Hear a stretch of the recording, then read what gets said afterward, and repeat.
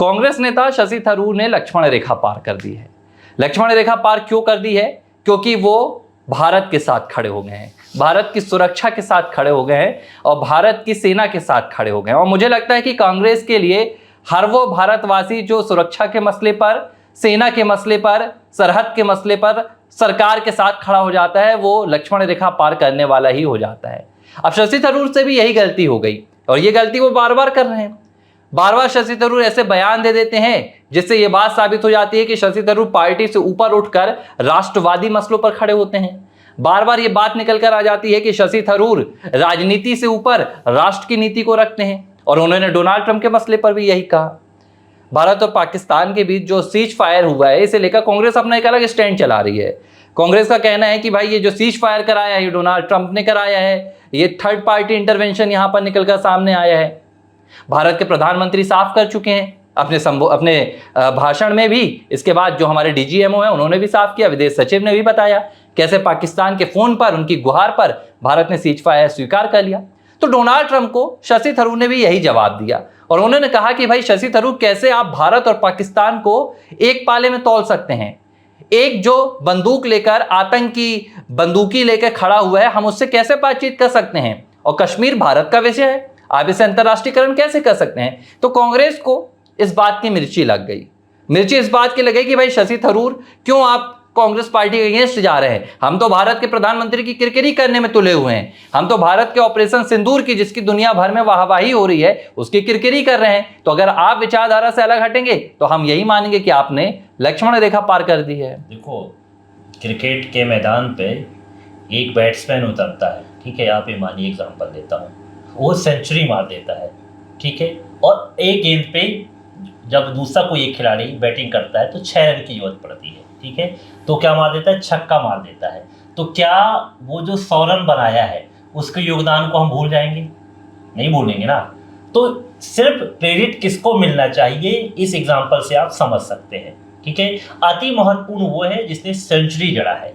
6 run मारने वाला तो समझ लीजिए चौंका दिया, लेकिन जीत का श्रेय होगा जिसने ये पूरी जो नींव है उसको तैयार किया।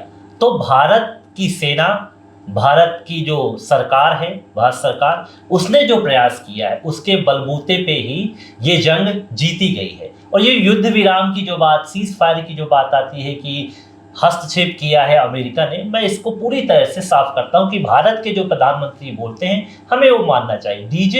डीजीएमओ ने जब गुहार लगाई तो सीज फायर किया गया था और यही तथ्य जो है सरकार बोल रही है और यही तथ्य मेरे हिसाब से किसी भी विपक्ष के नेता को भी बोलना चाहिए, क्योंकि ये रक्षा का मसला है, राजनीति का मसला नहीं है। तो शशि थरूर अगर ऐसी बात करते हैं और शशि थरूर अपने बयान के जरिए अमेरिका को भी सचेत करने की कोशिश करते हैं कि भारत के मसलों पर आप हस्तक्षेप न करें, हम यहाँ के मसलों को देख लेंगे, तो उसमें बुराई क्या है?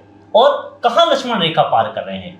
ये स्टैंड जो होता है रक्षा मसले पर, यही तो बात निकल के आई थी कि पक्ष और विपक्ष एक होकर राष्ट्र की सुरक्षा के लिए कार्य करेंगे। लेकिन अब जब सीज फायर, युद्ध विराम हो चुका है, तो कांग्रेस इसको मुद्दा बना रही है। लेकिन राष्ट्रवादी जो नेता हैं इन मुद्दों पर नहीं आने वाले। उनको पता है कि राष्ट्रहित ही सर्वोपरि है और राष्ट्रहित सर्वोपरि नियम के तहत ही शशि थरूर आगे जा रहे हैं। और उनके जो बयान है, प्रीवियस बयान को भी दिया जाए, स्टेटमेंट जो देखें, वो भी राष्ट्रहित की ही बात वो कर रहे हैं। तो ये जो स्टेटमेंट होते हैं ये बताने के लिए काफी होते हैं कि एक लीडर जो होता है वो राजनीति से इतर देश की ही बात को समझता है और यही कदम शशि थरूर इसमें उठा रहे हैं और सीधा सीधा कांग्रेस को भी सचेत कर रहे हैं कि आप अगर ऐसे मुद्दे को उठाते रहोगे तो आप आगे कभी भी बढ़ नहीं पाओगे। देखिए, मैं आपको याद दिला रहा हूँ, हाल ही में प्रधानमंत्री नरेंद्र मोदी तिरुवनंतपुरम गए थे, ये पूरा भारत पाकिस्तान का जो मसला था इससे पहले, और उन्होंने बाकायदा शशि थरूर का जो निर्वाचन क्षेत्र है वहाँ पर एक पूरे बंदरगाह का उद्घाटन भी किया था और उन्होंने वहाँ पर कहा भी था कि ये तस्वीर देखकर किसी को मिर्ची लग जाएगी, ये संदेश वहाँ तक पहुँच जाएगा। अब कांग्रेस पार्टी का मुझे एक बात यहाँ पर कांग्रेस पार्टी का जो दोहरा रवैया है, जो उसकी दोहरी शक्ल है, वो मुझे लगता है कि सबको देखनी चाहिए।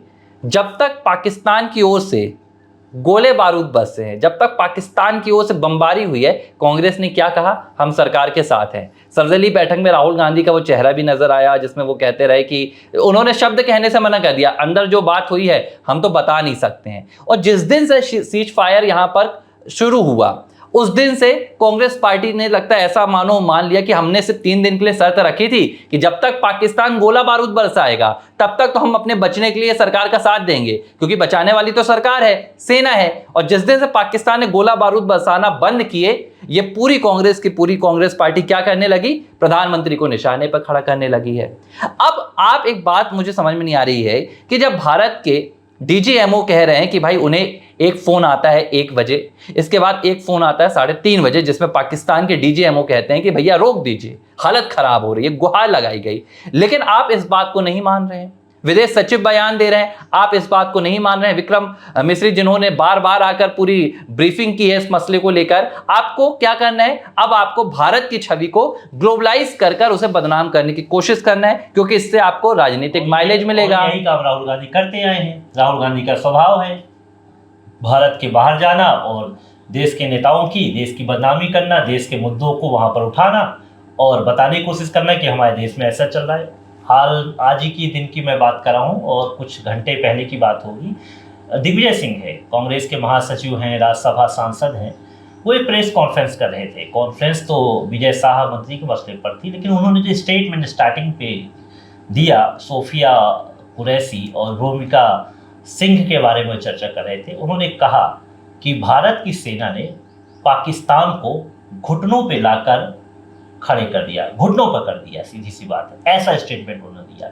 तो जाहिर सी बात है कि घुटने में क्यों आया पाकिस्तान, क्योंकि भारतीय सेना की ताकत थी। उन्होंने कहीं ये नहीं कहा कि युद्ध विराम जो है भारत डर गया या अमेरिका के हस्तक्षेप की वजह से ये युद्ध विराम हुआ। उन्होंने साफ कहा कि पाकिस्तान घुटनों पे आ गया, मतलब भारतीय सेना के शौर्य के चलते ही घुटने पे आया है। तो ये स्टेटमेंट दिग्विजय सिंह स्पष्टवादी हैं, उन्होंने जो बात की इससे समझ में आता है कि भारतीय सेना का शौर्य क्या था। तो भारतीय सेना के शौर्य के साथ सभी नेताओं को खड़े होना चाहिए, इस तरह से राजनीति नहीं करना चाहिए। शशि थरूर की जहां तक बात की जाए तो शशि थरूर ने लंबे वक्त तक यूएन में काम किया है, वो विदेश के जो मसले होते हैं उन्हें कांग्रेस पार्टी के किसी भी नेता से कहीं बेहतर समझते हैं।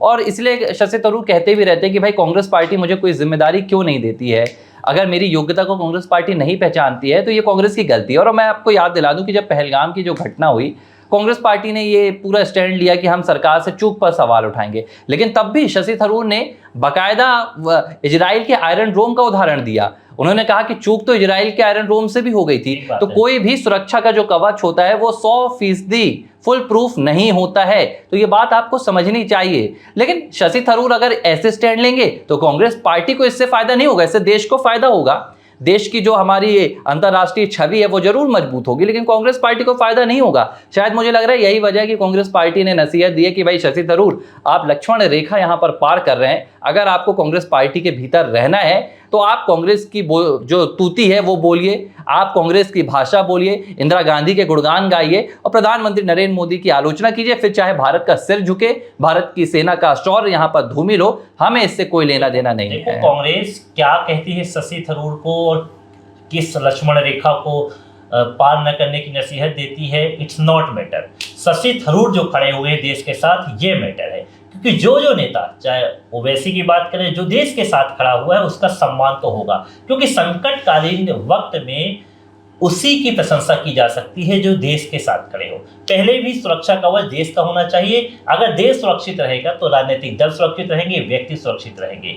तो ये हमें ध्यान देना होगा। राष्ट्र प्रथम की जो नीति है उस पर प्रधानमंत्री चल रहे हैं और वो सर्वाधिक चर्चा। देखिए, शशि थरूर ने पहले भी कई मसलों पर साफ कर दिया है कि अगर कांग्रेस चाहती है कि उनका एक लिखा हुआ पत्र दिया जाए जो शशि थरूर जाकर पढ़ दे, तो ऐसा नहीं चलेगा। उन्होंने तो कई अपनी खुद की किताबें लिखी हुई हैं, तो कांग्रेस के कोई पपेट नेता नहीं है कि हाईकमान का आया हुआ आदेश पढ़ दे। तो शायद लक्ष्मण रेखा कांग्रेस के लिहाज से शशि थरूर पार कर चुके हैं, लेकिन देश के लिहाज से मुझे लगता है कि उनके जो बयान आ रहे हैं देश को निश्चित तौर पर मजबूत करने वाले हैं। ABC हिंदी न्यूज, आज ही जुड़िए हर खबर के साथ।